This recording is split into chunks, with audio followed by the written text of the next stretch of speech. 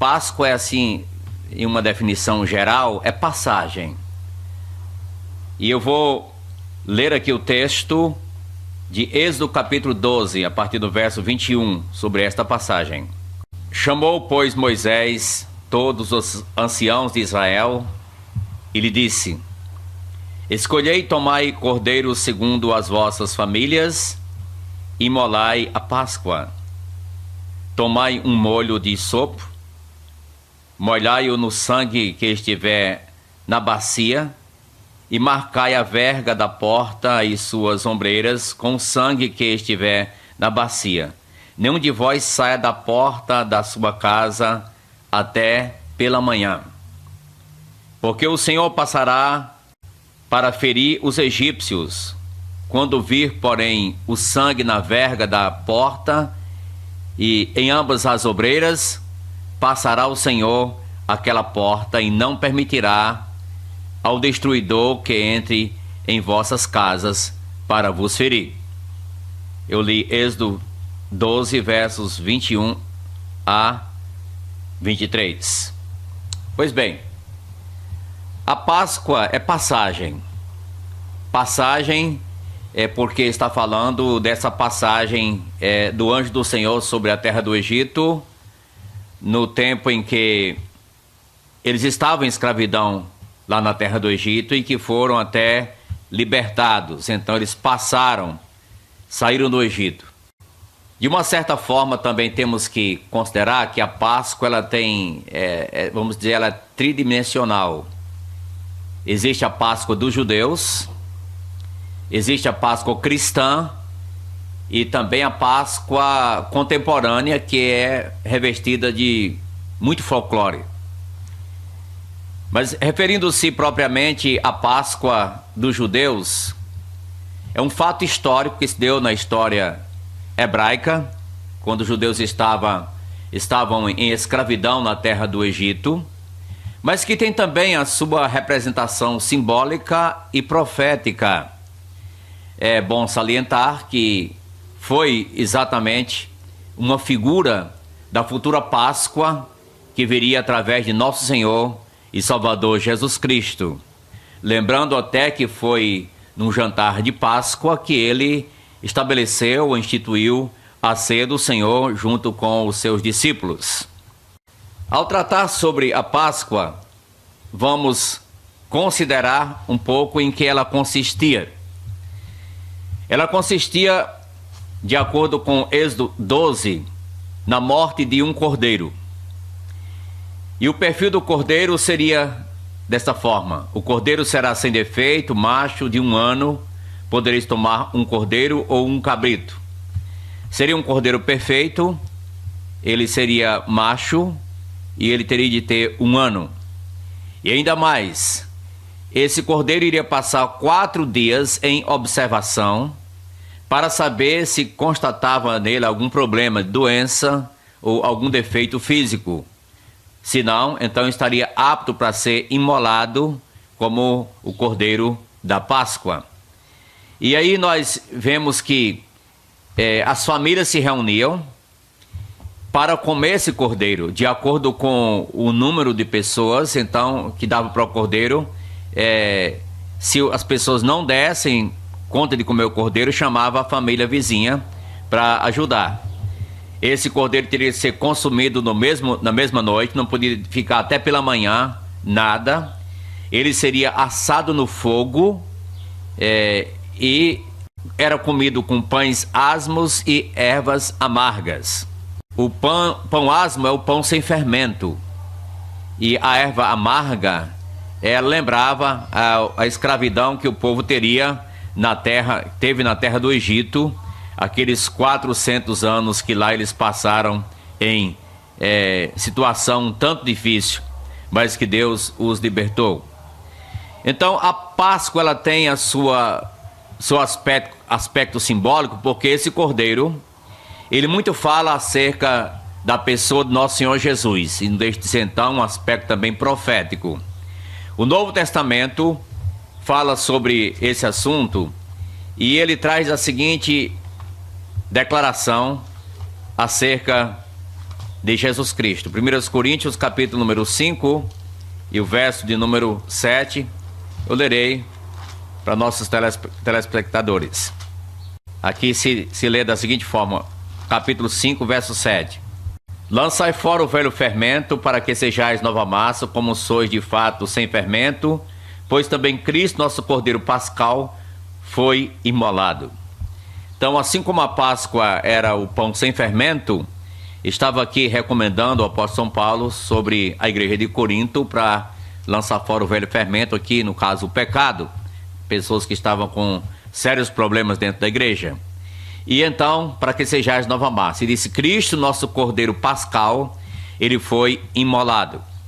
Esse cordeiro, ele era observado para saber se não tinha defeito, e o apóstolo Pedro fala sobre a perfeição de Jesus Cristo e a sua idoneidade, ou melhor, sua capacidade de ser o nosso sacrifício. Aqui no capítulo 1, verso de número 18 e 19 de 1 Pedro, fala sobre esse sacrifício, Cristo, o Cordeiro sem defeito, sem mácula, sabendo que não foi mediante coisas corruptíveis como prata ou ouro que fostes resgatados do vosso fútil procedimento que vossos pais vos legaram, mas pelo precioso sangue como de Cordeiro sem defeito e sem mácula, o sangue de Cristo.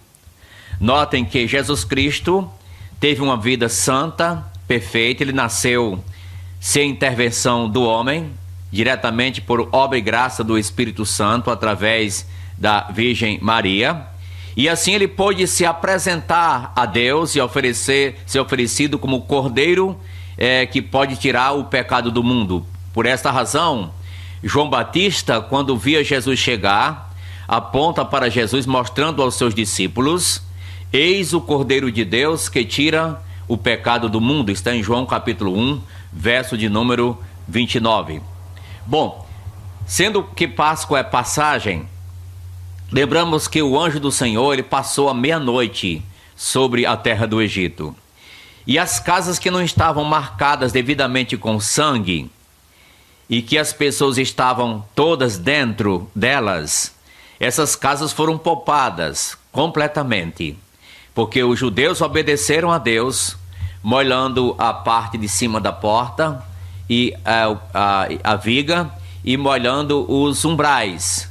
É um formato assim de uma cruz, não é? O formato de uma cruz. E já era um símbolo do sacrifício de nosso Senhor Jesus Cristo. O anjo passou e eles foram poupados, enquanto que no Egito toda a casa, tanto de homens como de animal, houve morte, houve uma mortandade, pranto e clamor no Egito. Por isso Moisés levanta com seus anciãos à meia-noite e manda o povo embora, levando tudo que tem direito a levar, porque eles não aguentavam mais a situação lá no Egito. Eles saem e eles atravessam posteriormente o Mar Vermelho. Foi uma grande libertação, de forma que a Páscoa é a comemoração da libertação do povo de Israel da escravidão egípcia, que sai rumo à terra de Canaã para obedecer a Deus e fazer o sacrifício que ele exigia que se fizesse. Portanto, nós temos que lembrar que essa passagem, ela fala muito também do que pode acontecer hoje com o ser humano, porque a Páscoa cristã é Cristo. A gente leu aqui, o nosso Cordeiro Pascal, Jesus Cristo foi imolado. Essa é a Páscoa cristã. A Páscoa, então, ela não é com o sentido folclórico, comercial, como é usado em nosso tempo. Não está errado vender as coisas na época da Páscoa, mas fazer com que a Páscoa reduza-se a isso seria distorção da Páscoa. E Cristo Jesus, ele é ao centro da Páscoa. E a Páscoa não é coelhos, a Páscoa não é meramente a pessoa ter um ovo de chocolate, mas a Páscoa, ela é Cristo Jesus, sua morte, seu sepultamento, seu sacrifício, sua ressurreição por todos nós. E aqui eu queria ler uma passagem que o próprio Jesus faz a declaração nela acerca da importância dessa passagem. E é João capítulo 5, verso de número 24. Em verdade vos digo, Quem ouve a minha palavra e crê naquele que me enviou tem a vida eterna. Não entra em juízo, mas passou da morte para a vida. Olha como é importante agora aqueles que creem em Jesus Cristo como sendo o sacrifício que foi aceito por Deus e que ressuscitou, está vivo. Essa pessoa agora, ela não entrará em condenação, mas ele deu o maior pulo que já existe em toda a história do universo. Pulou da morte, passou da morte para a vida. A Páscoa não é passagem? Sim, agora, pelo sangue de Cristo, somos guardados e nós passamos a ter vida eterna, uma vida nova. Somos parte de uma nova família e agora estamos ancorados no sacrifício que vale a obra de Cristo lá na cruz como sendo suficiente para introduzir-nos ao trono da graça de Deus. E aqui nós vamos fazer até a aplicação. Se você ainda não entende o sentido da Páscoa, não irá confiar. Mas se você sabe e não confia, não irá valer. E por isso eu quero dizer, meu prezado, que o Senhor Jesus, que foi tipificado pela Páscoa do Egito, que veio à cruz lá em Jerusalém há mais de 2000 anos, ele é real, ele hoje está vivo, pois ressuscitou, venceu a morte, ele foi aceito pelo Pai, aprovado como o cordeiro, o sacrifício pelos pecados.